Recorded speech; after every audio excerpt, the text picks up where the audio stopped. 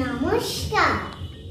শঙ্খ ঘোষের লেখা মিথ্যে কথা লোকে আমার ভালোই বলে, দিব্যি চরণ সই।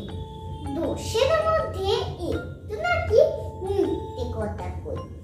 ঘাস শিলাতে যাবার পথে ট্রেন ছুটতে যখন মায়ের কাছে বাবার কাছে করছি বকুম বকুম, হঠাৎ দেখি মাঠের মধ্যে চলন্ত সব গাছে এক এক রকম ভঙ্গি হতে এক এক রকম নাচে।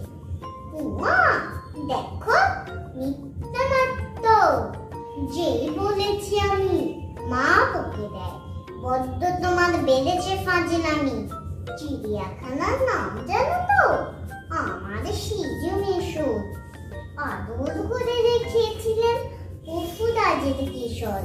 কদিন পরে চুল খসানো দেয়াল জুড়ে একই ঠিক অবিকল সেই রকমের মূর্তি যেন রেখে ফ্ল্যাশের মধ্যে যেই বলেছি সুরঞ্জনার কাছে, জানিস আমার ঘরের মধ্যে সিংহ বাঁধা আছে।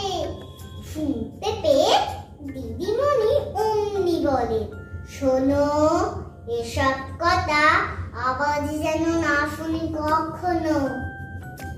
বলি না তাই সেসব কথা সামনে থাকে খুব